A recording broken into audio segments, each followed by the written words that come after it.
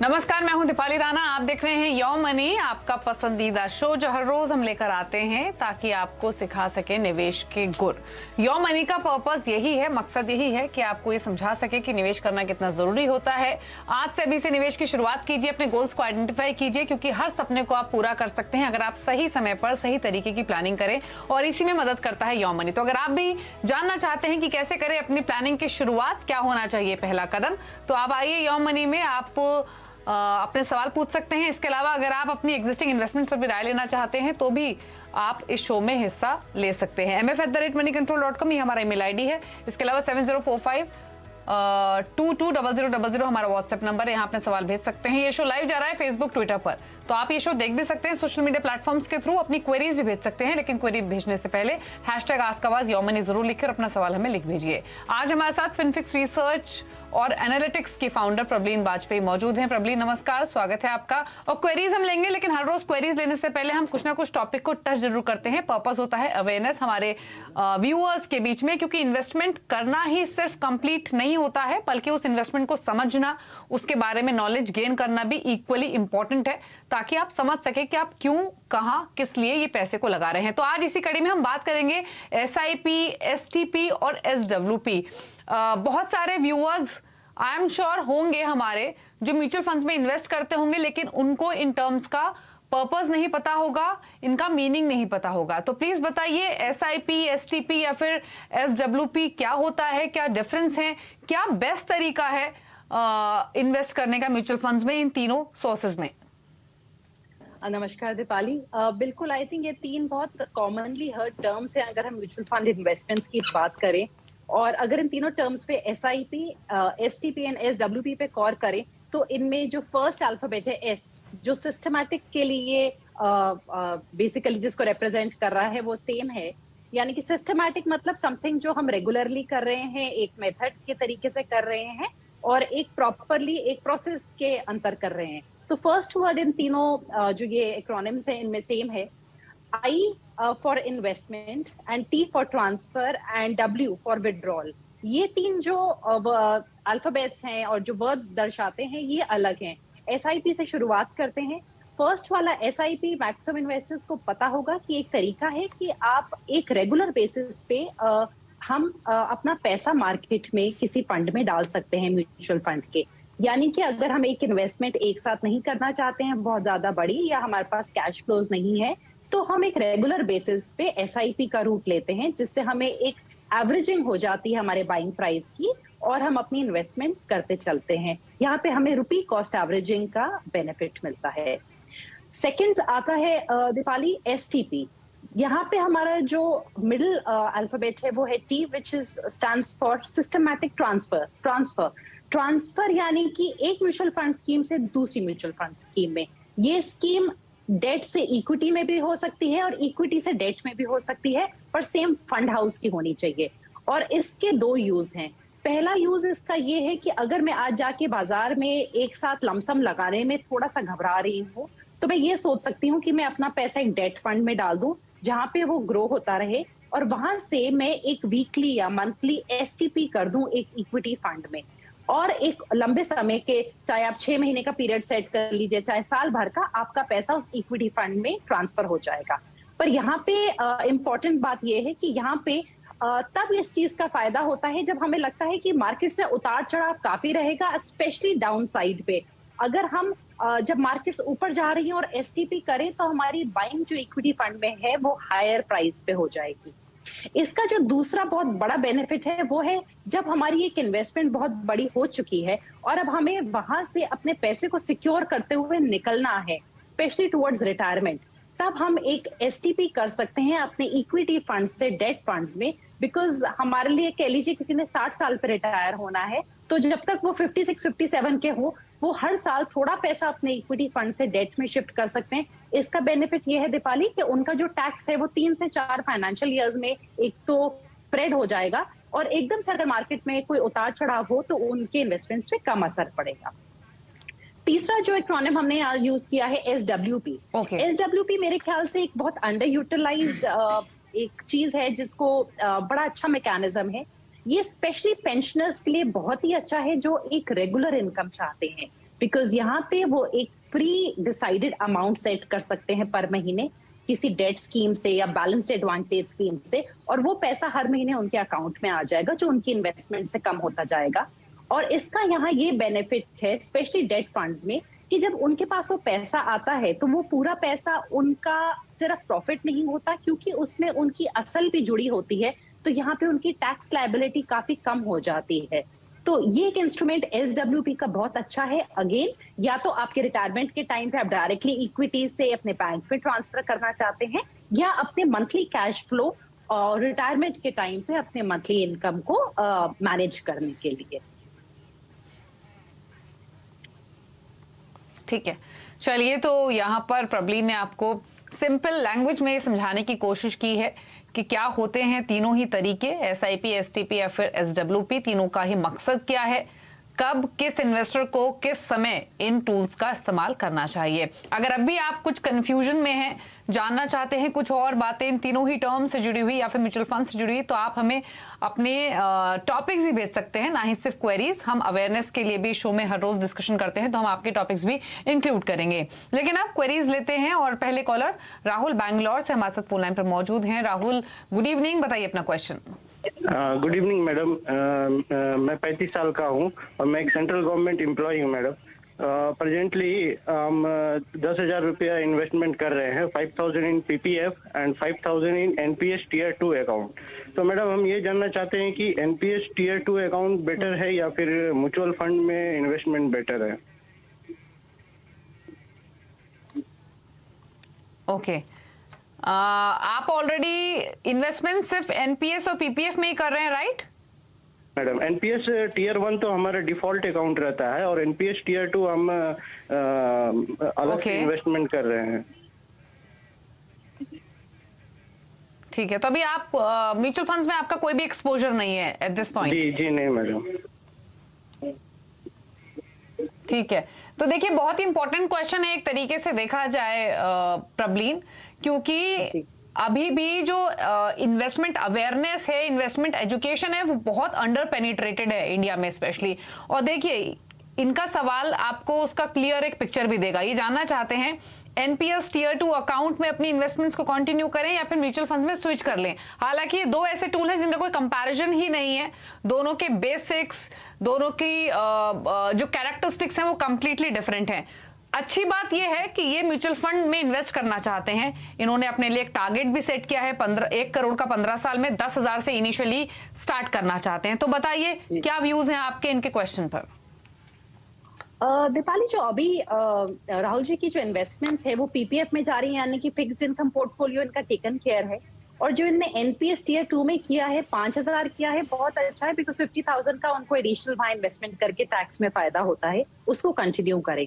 पर जो अब एडिशनल एक 10,000 लगा सकते हैं, वो मैं बोलूंगी NPS में ना लगाएं और म्यूचुअल फंड्स में लगाएं। और इसका मेन रीजन ये है कि इनने जो NPS में अपना चूज किया है वो एक मॉडरेट रिस्क वाला चूज किया, यानी कि कुछ पैसा इक्विटी में जा रहा होगा, कुछ पैसा गवर्नमेंट सिक्योरिटीज में, और वो स्प्रेड होके लग रहा है, यानी कि हाइब्रिड अप्रोच में लग रहा है। और दूसरा जो रेगुलर Tier 1 NPS होता है, उसमें भी या चाहे आप ऑटो मोड में हो या एक्टिव आपने चॉइस ली हो, एक सर्टेन एज के बाद आपकी जो एलोकेशन इक्विटीज को होती है वो घट जाती है। तो मेरे ख्याल से क्योंकि राहुल जी का एक फिक्स्ड इनकम और हाइब्रिड की तरफ अब एलोकेशन है, म्यूचुअल फंड्स इनको प्योर इक्विटी में एक्सपोजर देगा। एंड अभी इनकी एज ऐसी है कि ये ऐसा एक्सपोजर ले सकते हैं। अगले 15 साल में 1 करोड़ जमा करना चाहते हैं ये, और इसके लिए इनको अपनी इन्वेस्टमेंट एक्चुअली इस टाइम पे करीबन 22,000 से शुरुआत करनी होगी महीने की, और उससे उनका टारगेट पूरा हो जाएगा। बट क्योंकि 10,000 से शुरुआत करना चाहते हैं, तो मेरा यहाँ पे उनको ये सलाह होगी कि यहाँ पे स्टेप अप SIP का जो मैकेनिज्म है वो उसको यूज करें। इस साल 10,000 करें, अगले साल अपनी इन्वेस्टमेंट को 1,500 हर महीने से बढ़ा लें तो वो 11,500 हो जाएगी। उसके अगले साल फिर से 1,500 पर महीने से बढ़ा लें तो वो करीबन 13,000 हो जाएगी। और अगर इस प्रोसेस को फॉलो करेंगे तो भी ये अपने 1 करोड़ के टारगेट को 15 इयर्स में पूरा कर लेंगे। हर साल गवर्नमेंट एम्प्लॉई हैं तो DA बढ़ता है, कुछ दूसरे बेनिफिट्स होते हैं, जैसे आपका पे बैंड चेंज हुआ तो मेरे ख्याल से ये इनके लिए करना बहुत ज्यादा मुश्किल नहीं होगा। और जो ये इन्वेस्टमेंट होगी इनकी, मेरे ख्याल से 3 से 4 स्कीम्स में लगा सकते हैं। कोर एक लार्ज कैप और मिड कैप इंडेक्स फंड के साथ बना ले, और उसके अलावा मेरे ख्याल से एक फ्लेक्सी कैप फंड जोड़ सकते हैं, और एक छोटा एक्सपोजर कंट्री के बाहर यूएस एक इंडेक्स फंड को भी दे सकते हैं। हाँ प्रबलीन, एक हेल्प और चाहिए यहाँ पर आपकी, क्योंकि जैसे हमने राहुल से बात की, एक चीज तो क्लियर है क्योंकि उन्होंने म्यूचुअल फंड में पहले इन्वेस्ट नहीं किया है, तो आपने कैटेगरीज तो बताई हैं 4 फंड्स की, अगर आप कुछ स्पेसिफिक नेम्स भी सजेस्ट कर दें इन कैटेगरीज के तो इनके लिए हेल्प हो जाएगी। जी क्योंकि जो इंडेक्स फंड्स हैं दीपाली, अल्टीमेटली उसमें इंडेक्स को ही ट्रैक करना है, तो बहुत ज्यादा फंड हाउस का रोल नहीं होता है। तो यहाँ पे पुराना कोई भी एसबीआई का, यूटीआई का, किसी भी रेप्यूटेड कोटक का, आईसीआईसीआई का इंडेक्स फंड निफ्टी 50 उठा सकते हैं लार्ज कैप एक्सपोजर के लिए। मिड कैप में हमारे पास आईसीआईसीआई है, मोतीलाल का है मिड कैप 150। अभी एक नया वेरिएशन भी आया है, मिड कैप 150 का क्वालिटी इंडेक्स आया है, उसका एक्सपोजर ये डीएसपी या यूटीआई के जरिए से ले सकते हैं, तो ये इनका कोर बनाएगा। और इसके अलावा फ्लेक्सी कैप फंड में अगर अलग से बाहर का फंड नहीं लेते हैं तो पराग पारेख का फंड देख सकते हैं, डीएसपी का फ्लेक्सी कैप देख सकते हैं, और अदरवाइज अगर यूएस इन्वेस्टमेंट्स अलग से करेंगे तो उसके लिए आदित्य बिरला का या कोटक का जो इस टाइम पे फंड्स खुले हैं बाहर पैसा डालने के लिए, उनमें से कोई नास्डैक का फंड अपने लिए ले सकते हैं, क्योंकि इस टाइम पे लिमिटेड चॉइस है। सेबी जो आरबीआई की अभी तक से रिस्ट्रिक्शंस पूरी तरह नहीं हटी है, तो वहाँ चॉइस थोड़ी लिमिटेड हो जाती है ग्लोबल इन्वेस्टिंग के लिए। ओके चलिए, तो पूरा डिटेल यहाँ पर प्रबलीन ने शेयर की है, आपको फंड हाउसेस के नेम भी सजेस्ट कर दिए हैं जिनके आप फंड्स ले सकते हैं। 4 फंड्स के साथ शुरुआत कीजिए। अर्चना सोलंकी हमारे साथ फोन लाइन पर हैं। अर्चना जी गुड इवनिंग, बताइए अपना सवाल। गुड इवनिंग मैम, मैं अर्चना बोल रही हूँ। एक्चुअली मैम मेरे पास अभी 20 लाख रुपीस है जो मुझे म्यूचुअल फंड में इन्वेस्ट करना है, अराउंड 12% रिटर्न मिले इसके लिए। अभी मेरे पास एक्सिस का टैक्स सेविंग का 2000 का SIP चल रहा है, HDFC टॉप 100 का 3000 पे SIP है, और IDFC में टैक्स सेविंग फंड है 75,000 का। तो अभी बाकी है इन्वेस्टमेंट में STP से करूँ या डायरेक्ट म्यूचुअल फंड पे? ओके ठीक है, तो जो मुझे समझ में आया, हालांकि अर्चना आपकी ऑडियो क्लियर नहीं थी, लेकिन जो मुझे समझ में आया वो ये कि आपके पास फिलहाल 2 फंड्स हैं जिनमें आप SIP कर रही हैं, HDFC टॉप 100 और एक्सिस लॉन्ग टर्म इक्विटी। एक आपके पास टैक्स फंड है जहां पर लमसम डाला हुआ है, 20 लाख आपको इन्वेस्ट करने हैं SIP के थ्रू ही हर महीने, और 12 साल के लिए आप करना चाहती हैं। तो कहाँ करना चाहिए ये जानना चाहती हैं। तो प्रबलीन, एक तो एग्जिस्टिंग फंड्स में ही ऐड करें एक्सपोजर या नए फंड्स ऐड करें, क्या सजेशन होगा? जी बिल्कुल दीपाली, पहले तो बहुत अच्छा लगा कि एक विमेन कॉलर हैं, तो मेरे ख्याल से that's really nice to hear ladies voice. Second, इनका जो अभी तक से 20 लाख का जो अमाउंट है, ये जो अभी इन्वेस्ट करना चाहते हैं, इसमें से मैं सलाह दूंगी जो 5 लाख है वो अपने एग्जिस्टिंग फंड्स में लगा दें, HDFC का टॉप 100 में, और अपनी टैक्स सेविंग वाले में लगा सकते हैं। इनके जो तीनों इस टाइम पे एग्जिस्टिंग फंड्स हैं उनमें ज्यादातर लार्ज कैप का एक्सपोजर ही है, इसलिए मैं एक अलग से लार्ज कैप फंड की सलाह नहीं दे रही हूँ, कोई भी इंडेक्स फंड की नहीं, बिकॉज HDFC टॉप 100 ऑलरेडी एक लार्ज कैप फंड है, और जो ELSS हैं वो भी लार्ज कैप ओरिएंटेड है। जो बाकी 15 लाख हैं वहां के लिए मैं सजेस्ट करूंगी कि जो अमाउंट है उसको अगेन एक फ्लेक्सी कैप या फोकस्ड फंड में डाल सकते हैं। पराग पारेख का देख लें, PGIM का देख लें, DSP का देख लें। एक mid cap fund, mid cap में मेरे ख्याल से इंडेक्स फंड पिक कर सकते हैं, और एक छोटा एलोकेशन अगेन बाहर की मार्केट्स में डाल सकते हैं दीपाली यहाँ पे।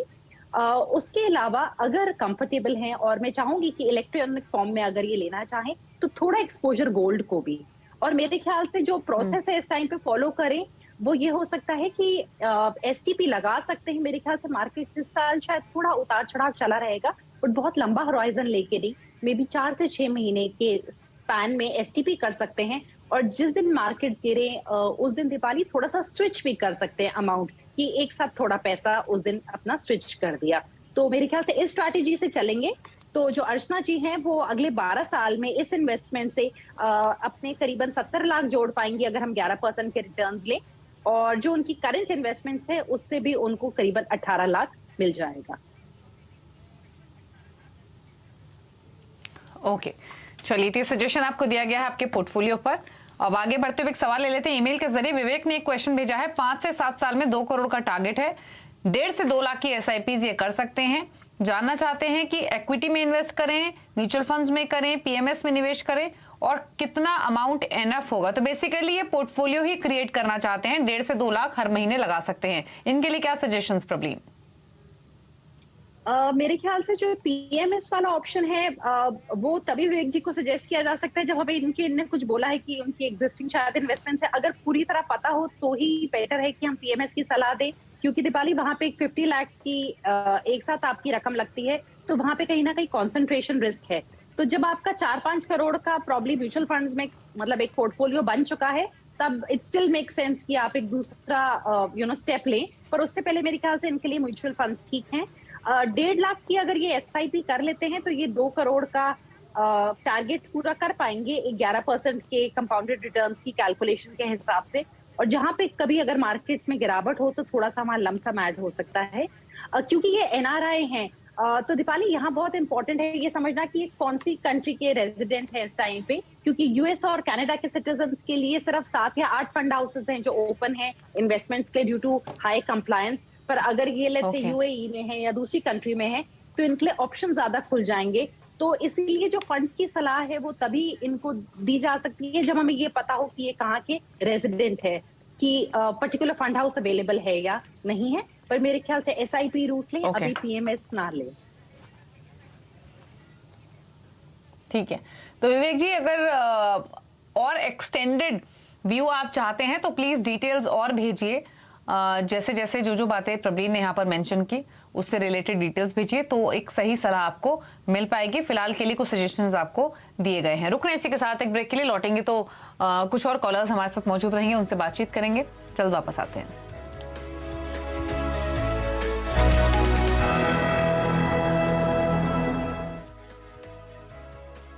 कभी आपने सोचा है फोन बिल, बिजली का बिल, ईएमआई हर महीने, पर आपके सेविंग्स अकाउंट में इंटरेस्ट 3 महीने में एक बार?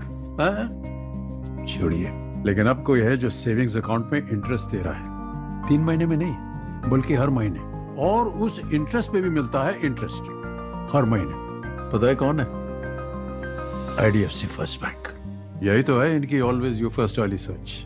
मैं तो जुड़ चुका हूं इनके साथ, अभी जुड़ जाइए ना।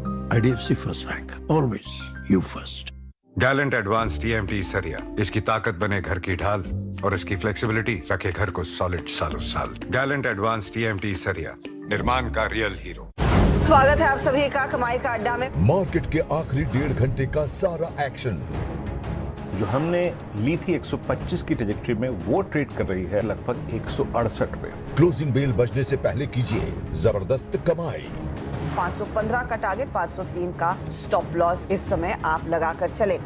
जाने माने एक्सपर्ट्स के साथ 1130 के आसपास शॉर्ट टर्म प्लेयर्स को बुकआउट करना चाहिए। देखिए कमाई का अड्डा। Bank of Baroda, founded in the year 1908, the bank has been in existence for the last 114 years. During the year, we have seen incredible progress and recognized as one of the leading public sector bank in India. Besides having a strong presence domestically, we are present in 17 countries with 94 branches, contributing significantly to the business of the bank.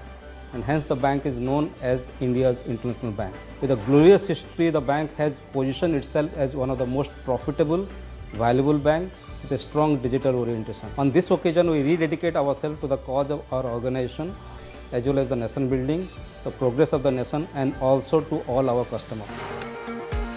Celebrating 115th Foundation Day. Presenting Vito LED lights. Vito since 1967.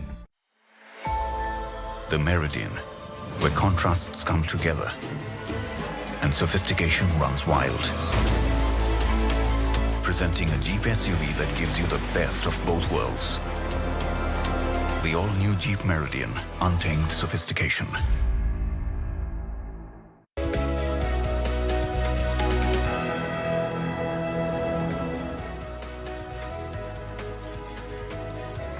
आप देख रहे हैं your money, आपकी queries investment related इस show में हम कर रहे हैं शामिल, और आप भी शो में हिस्सा ले सकते हैं व्हाट्सएप, ईमेल के जरिए या फिर सोशल मीडिया प्लेटफॉर्म्स के थ्रू कनेक्ट कर सकते हैं। लेकिन अगले कॉलर से बात करेंगे। हमारे साथ मनीष त्रिपाठी मौजूद हैं फोन लाइन पर। मनीष जी गुड इवनिंग, बताइए अपना सवाल।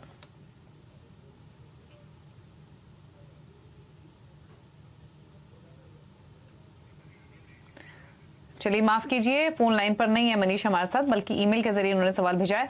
10 साल में 1.5 करोड़ का ये टारगेट रखकर चल रहे हैं और एग्जिस्टिंग पोर्टफोलियो पर राय लेना चाहते हैं। पोर्टफोलियो में फंड्स बहुत सारे हैं, HDFC balanced advantage, Aditya Birla Sun Life equity advantage, Nippon India ETF, Kotak ETF, ICICI Prutech, Franklin India tech, UTI small cap, SBI small cap, काफी सारे फंड्स हैं। वो फंड्स की डिटेल्स आप स्क्रीन पे भी देख सकते हैं, साथ ही प्रबलिन के पास भी हैं। लमसम भी इन्वेस्ट किया हुआ है, लमसम में हालांकि ज्यादा अमाउंट नहीं है, 10,000 ईच है। HDFC multi cap, Bharat bond ETF, ICICI prudential silver ETF और SBI बैलेंस्ड एडवांटेज फंड। तो फिलहाल इनकी जो प्रबलिन SIPs चल रही हैं वो 15,000 की हैं, 40,000 का लमसम इन्वेस्टमेंट है, टारगेट है 1.5 करोड़ का। अब टारगेट कैसे हासिल होगा वो तो एक अलग बात है, लेकिन बहुत ओवरलैपिंग इनके फंड्स में ऑलरेडी दिख रही है। तो क्या इनको इस पोर्टफोलियो को थोड़ा सॉर्ट करके छोटा करना चाहिए या कोई और सजेशंस होंगे आपके?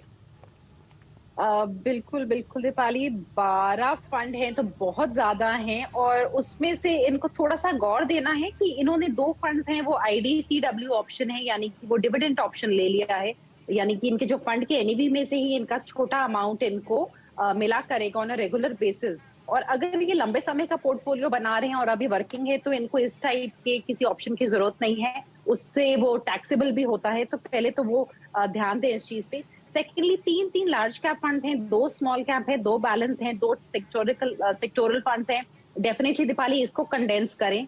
उसके बाद जो इनकी रिटर्न एक्सपेक्टेशंस हैं, जो जिस टाइप का अमाउंट क्रिएट करना चाहते हैं अपने लिए, उसके लिए इनको 28 से 29% का रिटर्न मिलेगा तो ही बन पाएगा। इनको अपना जो एक एक्सपेक्टेशंस है, जो कितना पैसा जमा कर पाएंगे 10 साल में, उसको ठीक करना है। अगर हम 11% तक का रिटर्न लें तो ये करीबन 33 लाख जमा कर पाएंगे, और अगर हर साल थोड़ा सा इजाफा करते रहें अपनी SIP में तो जाके तकरीबन 50 लाख तक जमा कर सकते हैं। तो कंडेंस करने की जरूरत है पोर्टफोलियो को, अपना टारगेट को थोड़ा स्ट्रीमलाइन करके एक रियलिस्टिक गोल बनाने की जरूरत है। और उसके अलावा मेरे ख्याल से एक जो SIP का टॉप अप ऑप्शन है उसको चूज कर सकते हैं, थोड़ा सा करीब पहुंचने के अपने गोल पे। ठीक है, चलिए, तो आपको सजेशन दिए गए हैं आपके पोर्टफोलियो को लेकर, उसके हिसाब से आप रणनीति बनाइए। राधिका सिंह ने एक सवाल भेजा है राजस्थान से ईमेल के जरिए ही। 38 साल इनकी उम्र है, मंथली इनकम है 80,000, 8 साल में 50 लाख चाहिए, 13 साल में 50 लाख, 14 साल में 50 लाख और 18 साल बाद 2 करोड़। तो टोटल 3.5 करोड़ का इनका टारगेट है। 23,000 की टोटल SIP इनकी चल रही है, और अगेन काफी सारे फंड्स हैं इनके पास। तो बताइए कैसे देखती है इनके पोर्टफोलियो को और इनके गोल्स पर राय? दीपाली 4 फाइनेंशियल गोल्स हैं, और अगर हम इनको इसी फॉर्मेट में लेके चले तो इनको करीबन 90,000 मंथली इन्वेस्टमेंट करने की जरूरत है, और इनका इनकम ही 80,000 है। सो सबसे पहले तो मुझे लगता है जो बच्चों की शादी के लिए इतना बड़ा रकम इनने 2 रकम रखी है, एक 50 लाख और एक 50 लाख की, मेरे ख्याल से उसको हटाएं यहाँ से, बच्चों को पढ़ाएं लिखाएं और बच्चे अपने आप अपना खर्चा कर सकते हैं, तब तक कोई दूसरा ऑप्शन देखें। अपने बच्चों की एजुकेशन और रिटायरमेंट को 2 गोल्स को फोकस मेरे ख्याल से यहाँ पे उनको करना चाहिए। अगर वो इस टाइम पे 15,000 अपने बच्चे की एजुकेशन के लिए रख लें तो करीबन 22 लाख 10% के रिटर्न्स में 8 साल में वो पा सकती हैं, प्लस कुछ ऑलरेडी जो इन्वेस्टमेंट्स है उससे कुछ रिटर्न मिलेगा, और करीबन 8,000 को अपने लॉन्ग टर्म रिटायरमेंट के लिए कंटिन्यू रखें, और उसको थोड़ा थोड़ा 500 से हर महीने बेसिकली बढ़ाएं। साल में जैसे 500 से बढ़ाया, उसके नेक्स्ट ईयर फिर से 500 से बढ़ाया, तो थोड़ा बहुत ये करीबन 1.25 करोड़ तक का रकम जमा कर पाएंगी। उसके अलावा दीपाली अगेन बहुत सारा डुप्लीकेशन है लार्ज कैप में, अगेन 3 फंड्स हैं, उसको थोड़ा कंडेंस करें, 11 स्कीम्स की जरूरत नहीं है, इनको थोड़ा सा रोक के करीबन 5-6 से 5 to 6 स्कीम्स तक ले आए बेसिकली। ओके, ठीक है। चलिए, तो सजेशन आपको दिए गए हैं आपके पोर्टफोलियो पर, और आपको इन्वेस्टमेंट्स तो डेफिनेटली इंक्रीज करनी पड़ेंगी अपने गोल्स को हासिल करने के लिए, धीरे धीरे कीजिए। चलिए, इसी के साथ फटाफट से प्रबलिन के टॉप फंड से पूछ लेते हैं उन व्यूअर्स के लिए जो निवेश की शुरुआत करना चाहते हैं, म्यूचुअल फंड पोर्टफोलियो क्रिएट करना चाहते हैं। तो बताइए क्या चॉइसेस हैं आपकी प्रबलिन?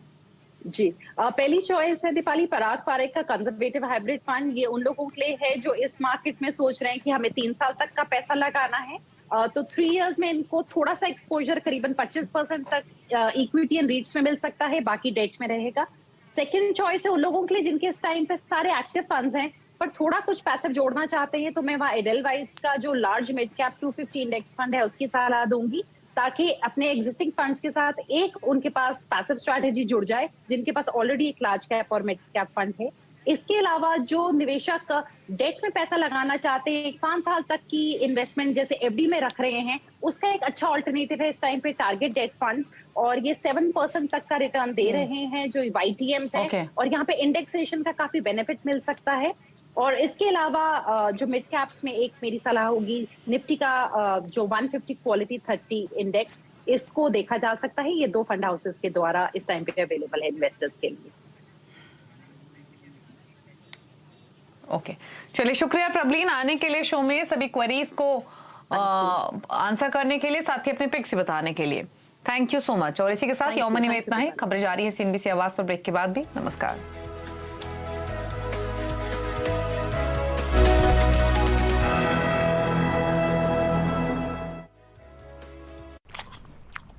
पापा जल्दी करो, ब्लड टेस्ट करवाने जाना है। हम सुबह 5 बजे भी घर पहुंच जाएंगे। खाली पेट रास्तों पे नहीं घुमाएंगे, रिपोर्ट भी घर भिजवाएंगे। फिर भी आप पापा को टेस्ट के लिए बाहर ले जाओगे? कोई किसी ने बताया नहीं। फार्मेसी ऐप सब कुछ बताएगा। तो अब घर बैठे बैठे लैब टेस्ट कराओ, सेम डे रिपोर्ट्स और बड़े डिस्काउंट्स पाओ। गैलेंट एडवांस TMT सरिया, इसकी ताकत बने घर की ढाल और इसकी